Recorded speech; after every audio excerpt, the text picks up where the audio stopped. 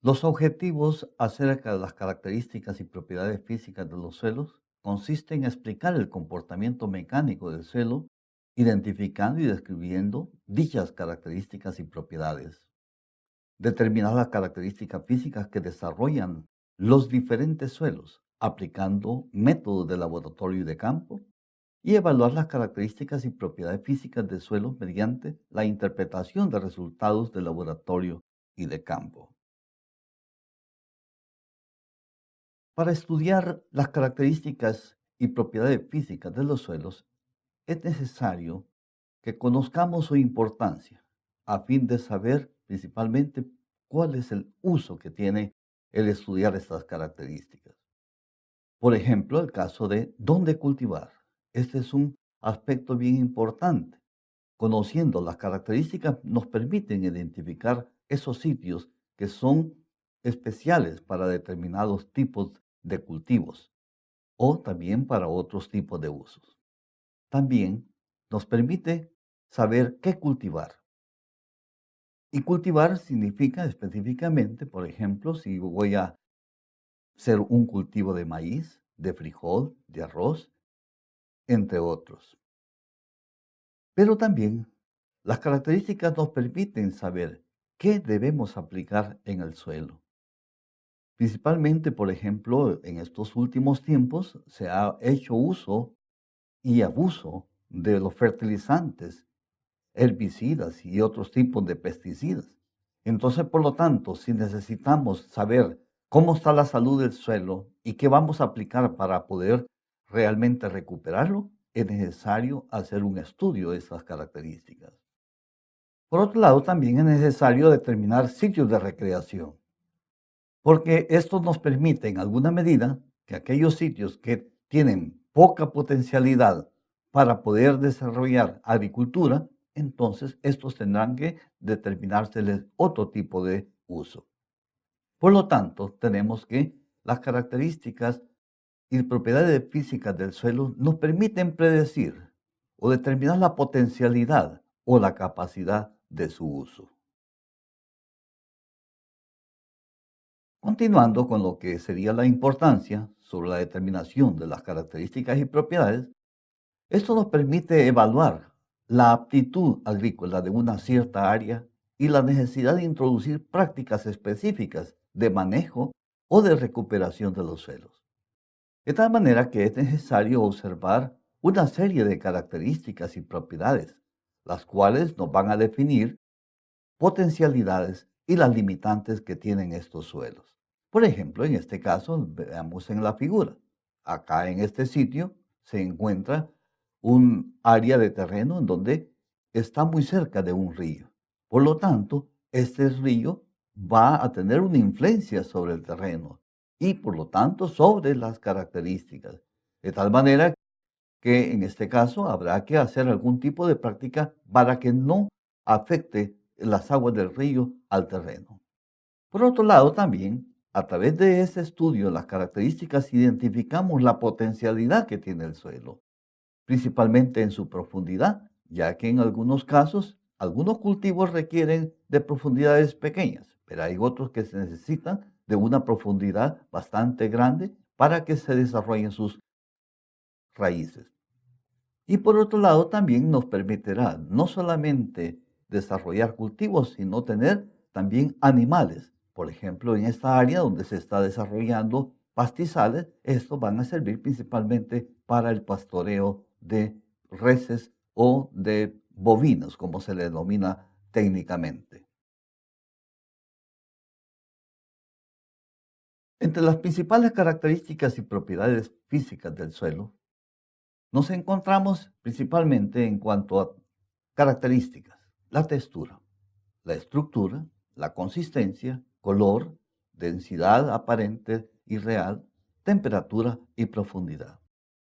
Estas características, a veces en su conjunto, dos o tres de ellas, pueden desarrollar propiedades. Y por eso vamos también a ver en este tema de las características y propiedades los siguientes apartados: porosidad y aireación, infiltración, permeabilidad, retención de humedad, conductividad hidráulica y drenaje. A continuación, comenzaremos con lo que es la textura. Veremos conceptos y definiciones básicas. ¿En qué constituye la textura del suelo?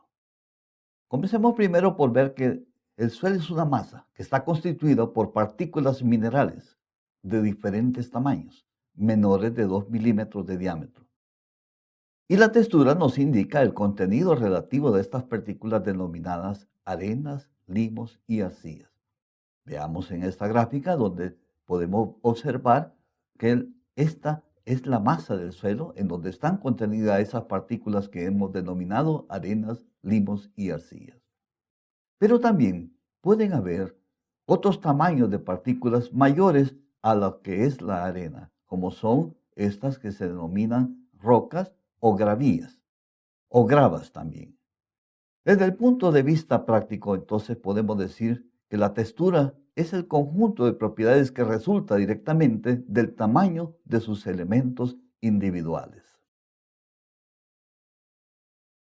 Acá podemos observar entonces que las partículas van desde lo más pequeño, como son las arcillas, luego le sigue el limo, una partícula intermedia, posteriormente la arena y por último las gravas. Por lo tanto, en la figura vamos a tener principalmente diferentes tipos de partículas de las que hemos mencionado. Y en la otra gráfica vamos a ver específicamente solamente arenas, limos y arcillas.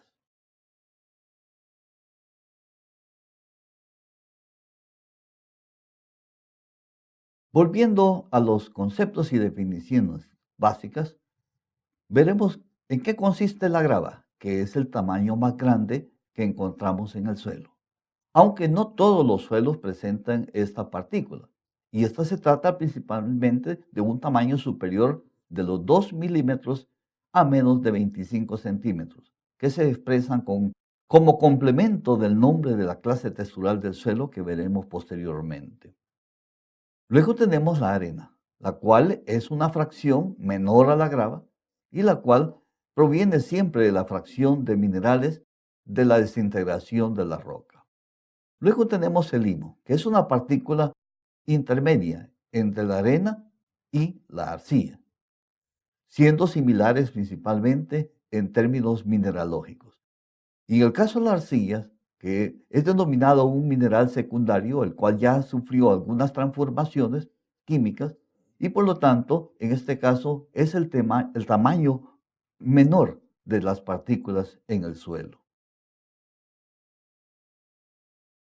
¿Cómo se clasifican estas partículas? Existen varios sistemas de clasificación. Estas, las principales que más se conocen a nivel mundial, son las desarrolladas por el sistema del Departamento de Agricultura de los Estados Unidos y el sistema internacional. Veamos cuáles son sus diferencias.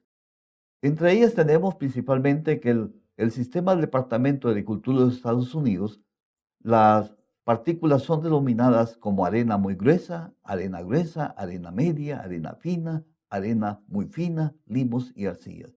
En cambio, el sistema internacional solamente define la arena gruesa. Luego tenemos las arenas finas y por último tenemos lo que son limos y las arcillas. ¿Cuál es la diferencia de estos nombres? Principalmente el tamaño en cuanto a diámetro. Por lo tanto, el caso del sistema del Departamento de Agricultura de los Estados Unidos lo define en varios tamaños. En cambio, el sistema internacional lo define en pocos tamaños. ¿Qué métodos se utilizan para la determinación de la textura? Para la determinación de la textura existen métodos a nivel de campo y métodos a nivel de laboratorio. En cuanto al nivel de campo, podemos utilizar el método al tacto, que es una prueba que se lleva a cabo mediante la manipulación de la muestra del suelo en un estado mojado, como se observa acá en esta gráfica, a la cual se ha tomado una fracción de suelo y a esta se le ha agregado agua para llevarlo a un estado de mojado. Esto permite manipular la muestra de suelo semejante como a la plastilina. Y de esa manera podemos definir cuáles son las características que ésta tiene. Por ejemplo, si ésta se siente muy áspera, entonces hay una dominancia de la arena. Y en estado seco, este material es muy suelto, lo cual significa que se notan las partículas individuales de la arena. Sin embargo, cuando la muestra de suelo es plástica y pegajosa, en estado mojado, hay una dominancia de la arcilla. E incluso, como su nombre lo dice acá, plástico, porque es semejante a la plastilina. Y pegajoso, porque puede quedarse pegada la muestra entre los dedos cuando ésta se manipula. Y también se tiene otra sensación como es a mantequilla en estado mojado, en donde hay una dominancia del limo y este en estado seco tiene una sensación harinosa. Por otro lado, tenemos el método de análisis de laboratorio, el cual consiste, como ven ustedes acá en la gráfica, en un análisis mecánico para determinar principalmente la distribución de las partículas de los celos mediante la dispersión de la muestra en un medio acuoso, lo cual implica que una muestra de suelo que se toma de campo se lleva al laboratorio, se prepara, pasa por algunos equipos como son unos tamices o coladores y de esa manera esta muestra se prepara para colocarla en alguna sustancia que permita la dispersión de las partículas. El método más conocido en este caso es el de Boyocus, que tiene como principio la ley de Stokes y que toma como base la velocidad de caída y la cantidad de materiales sólidos en suspensión en un medio acuoso, y que se mide por medio de un hidrómetro especial en diferentes tiempos, que se relaciona con el porcentaje de las partículas en suspensión. Acá tenemos el hidrómetro. Esta es una probeta en donde se ha colocado la muestra. Principalmente se toma un volumen de 1 litro de agua y la muestra a fin de que el hidrómetro se introduzca principalmente en esta probeta para medir principalmente la densidad del medio acuoso, mientras las partículas se encuentran en suspensión. Veamos aquí un ejemplo. Por ejemplo, se utilizan diferentes tiempos de sedimentación. Aquí tenemos nosotros un frasco donde se ha colocado una muestra de suelo y ésta se ha agitado. Cuando se termina de agitar, la muestra está dispersa en todo el medio acuoso como lo observamos acá. Si la dejamos en reposo, por ejemplo, por un tiempo de 10 segundos, entonces el comportamiento que vemos nosotros en el otro frasco consiste en que aquellas partículas que estaban suspendidas, por ejemplo, cuando se terminó la agitación, pero inmediatamente hay algunas partículas que son las más gruesas y las que se observan en el fondo, las cuales son dominadas arena, estas sedimentan en poco tiempo. Si llevamos la sedimentación a un tiempo de 50 minutos, observan ustedes que la solución acuosa va aclarándose. Y es porque las partículas han llegado a también a sedimentarse en ese periodo, principalmente aquellas que son más pequeñas en comparación con la arena. Y por último, después de 2 horas, podemos nosotros que la solución se encuentra bastante clara. Y es porque ha terminado en este momento la sedimentación de las partículas que estaban suspendidas en este medio acuoso.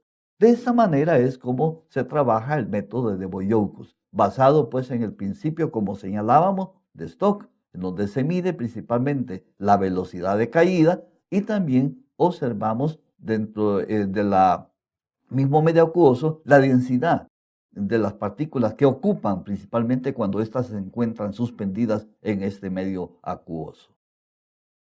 Una vez que se han tenido los datos de laboratorio, pasamos principalmente a ver cuáles son los porcentajes del tamaño de la arcilla, del limo y de la arena. En este caso, en cuanto a la arcilla, van a ser aquellas partículas que son menores de 0.002 milímetros. Luego el limo, que parte de 0.002 milímetros a 0.020 milímetros. Y las arenas van a ser aquellas que parten de 0.020 a 2 milímetros.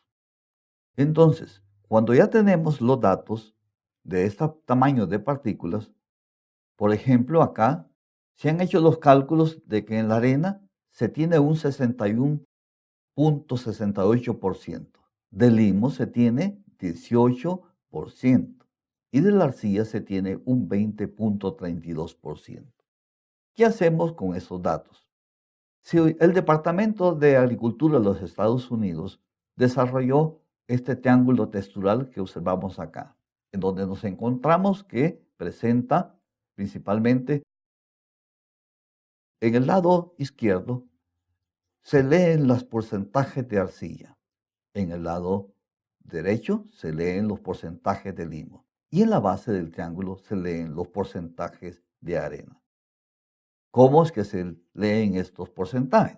Veamos el caso de la arena, que es 61-68, y lo buscamos acá en el triángulo.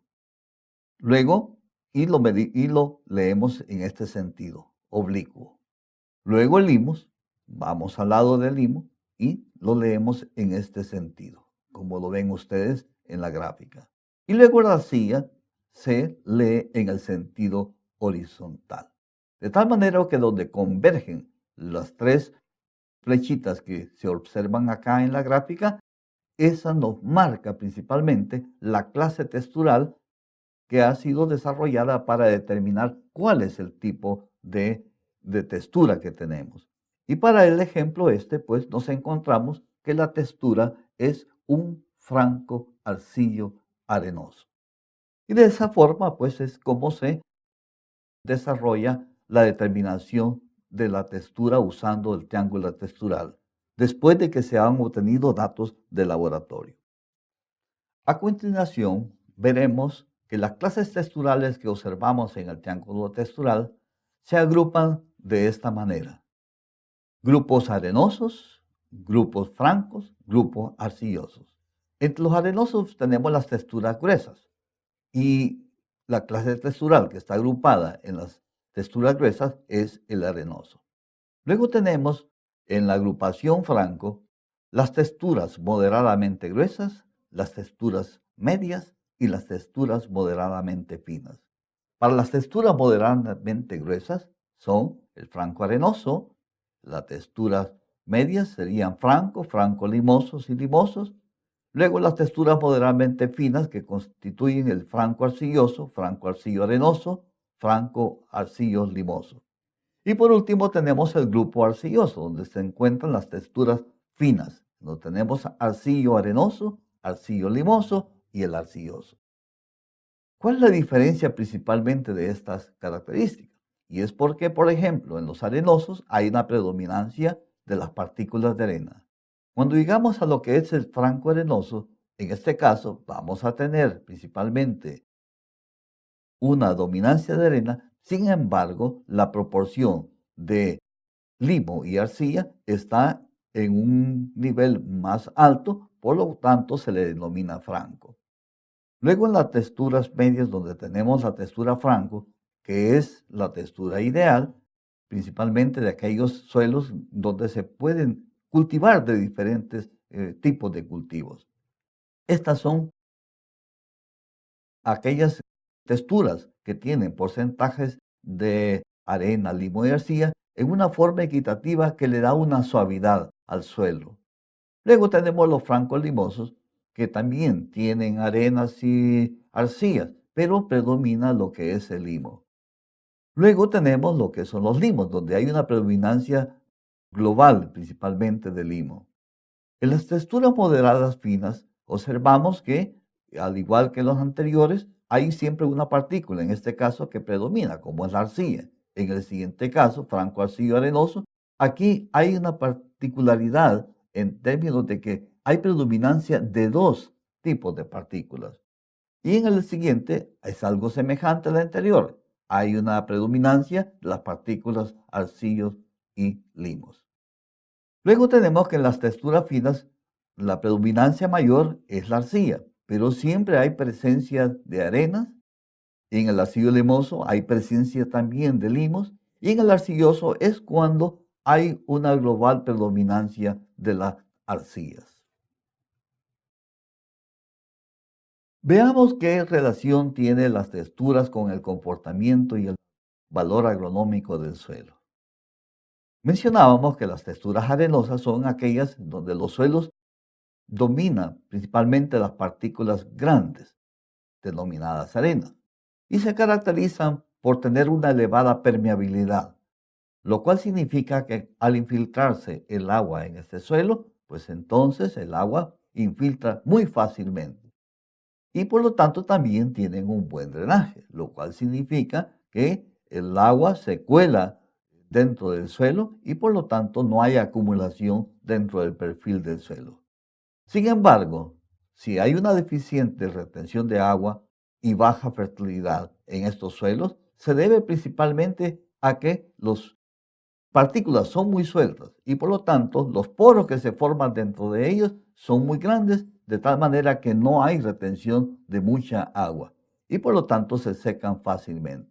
Y por otro lado también, como está compuesto el suelo por partículas de arena, las cuales todavía no tienen una característica química que le permita retener nutrientes, por lo tanto su fertilidad va a ser baja.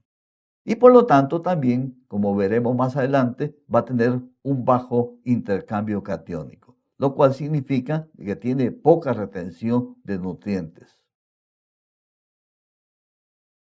Veamos otro caso de la relación de la textura con el valor agronómico.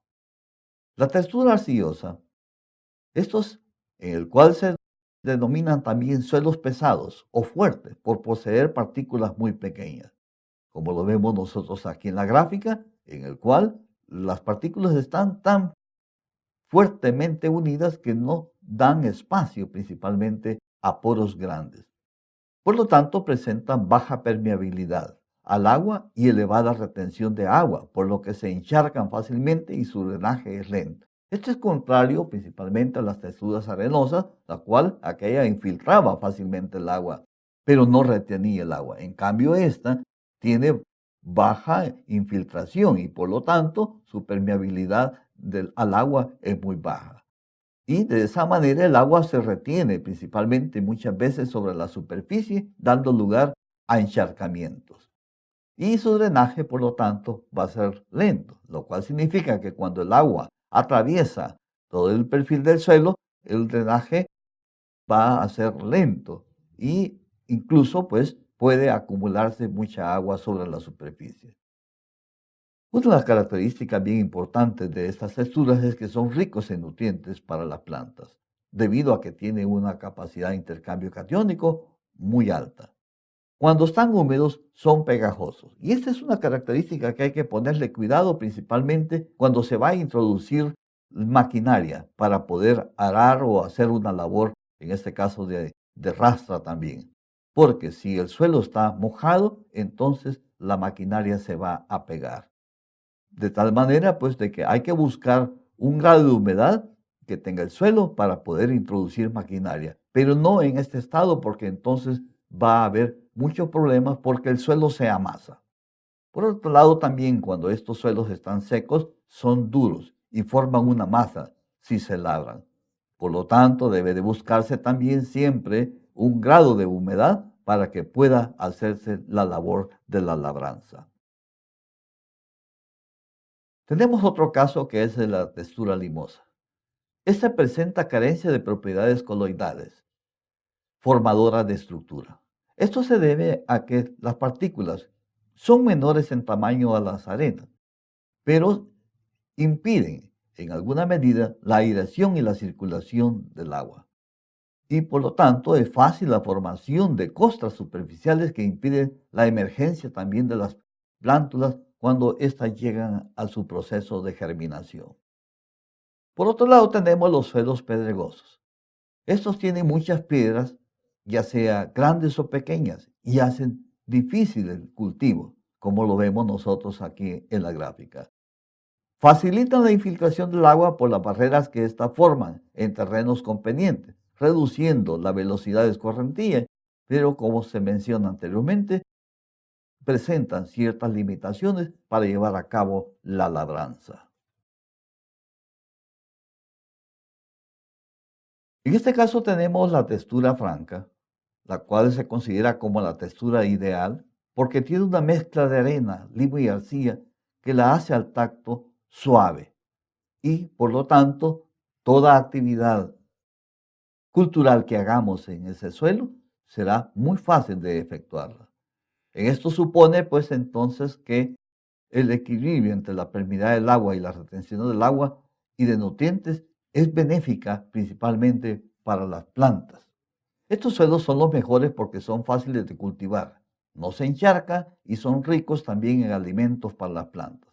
Al palparse con las manos se sienten muy suaves. Por lo tanto, esta es una textura que hay que cuidarla.